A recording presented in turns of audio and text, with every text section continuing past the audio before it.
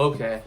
So I have just finished Chain of Iron by Cassandra Clare, the second book in the Chain of Gold trilogy, the Last Hours trilogy, and I am shook. First of all, I'll just go over a few positives of why I was excited for this book. So I didn't even realize there was a new trilogy. I thought it was still the Dark Artifacts series. I didn't realize she had started a new one. Then I got Chain of Gold. My review for that should be out before this video comes out, I think. And I read it in like a few days, and I loved it so much. It was really, really enjoyable. Really, really happy to return to those characters. So then I found out the Chain of Iron was only coming out maybe 10 days later. Straight on to Amazon, pre-ordered it, purchased, and here we are. I've read it through. Yeah, this was a good story. I felt like it had more of a beginning and an end compared to the first one. It was we're left on a note at the end of the last one where it was like, right, James and Cordelia are going to get married, and then we didn't get that. But then this book straight into the marriage. Her father has returned, dealing with that. Her mum's pregnant with a baby, dealing with that, and someone's murdering shadow hunters, and nobody knows who it is. James is having nightmares. He thinks of these murders happening. He thinks it's him. So there was a lot going on. And then all of our other characters are going through other stuff. Matthew's going through his thing. He moves out of home from the consul's house and away from Charles into his own apartment to live the bachelor life. And I felt like in this book Matthew got a really great arc. So that's one of my positives, that Matthew really, we found out why he's always drinking, why he's depressed. You find all that out. And then there's the wedding, what Cordelia's going through. Something's going on with the sword of Wayland Smith. It's burning her hand. All that's happening. So overall, I really, really enjoyed this book. I want to get into spoilers, so that's why I'm just doing this now. All the positives, all the characters I felt like got a lot more developed. Matthew, Thomas, Alistair, even Christopher got a bit of development in this book, which I felt like he really didn't in the last one. Anna got a bit more development. Her and Adeline, I think is how you say her name, they all got development. So each character got more time in this book, which is what I felt like. Each character got a bit of time to develop, start their arc, finish some of their arcs, setting up for the final book. So that's why I really loved this, especially with Alistair and Thomas. Stuff goes down between those two. I really loved it. I don't want to say any more.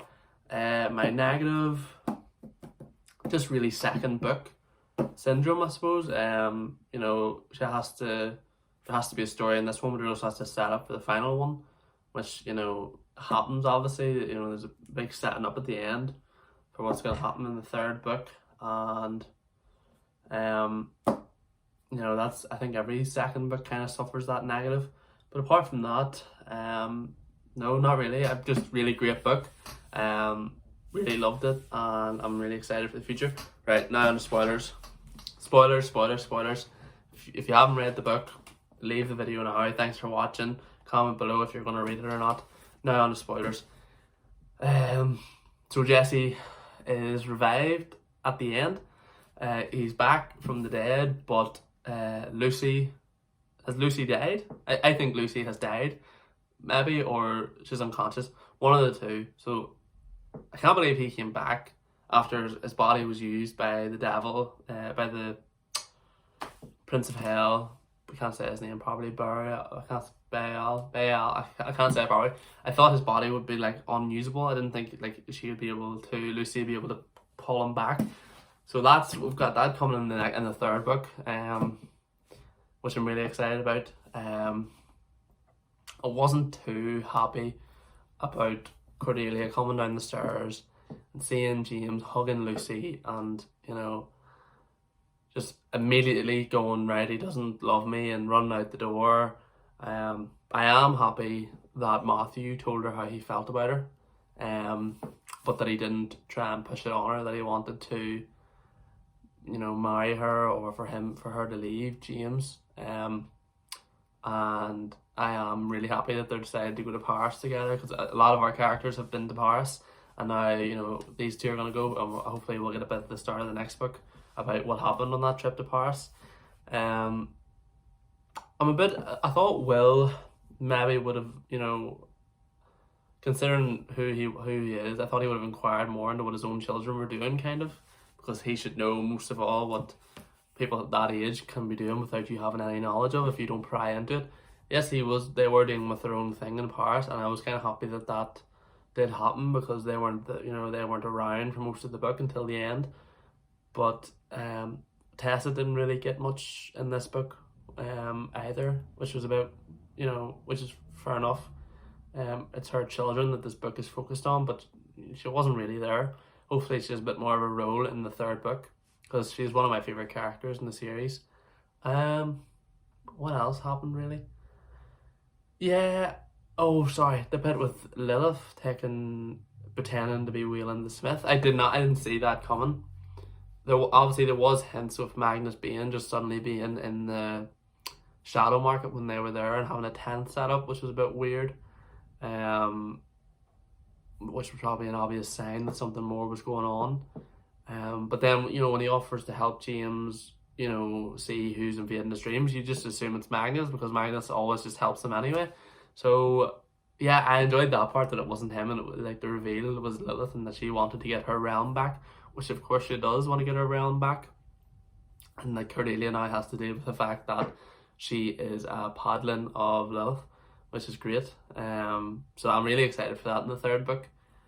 I'm really happy Alistair and Thomas, they're not together yet. They're not in a relationship, but obviously it's being set up for the third book. So hopefully that happens soon. In the next book. I can't believe we have to wait a year before we get this book. I'm a bit annoyed about that, but because a year can sometimes feel like a long time if you're constantly thinking about this book.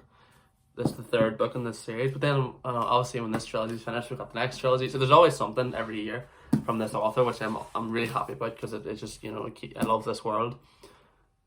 I like this one more than Chain of Gold.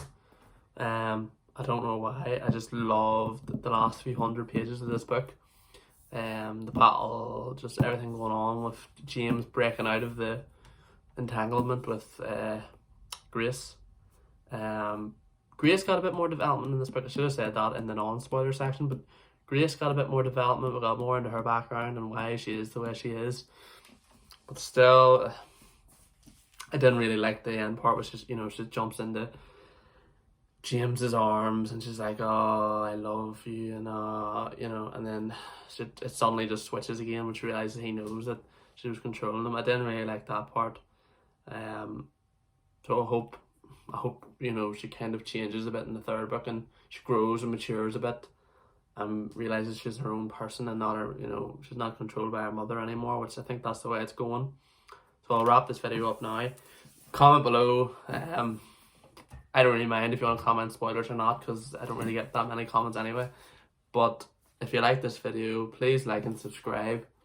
And if you're new here, then, you know, hit that subscribe button for more Shadowhunter work or videos about the Shadowhunter world and stuff, because there's a couple of books I haven't read, like ones that weren't, you know, the separate ones from the trilogies that Cassandra Clare has written with other people.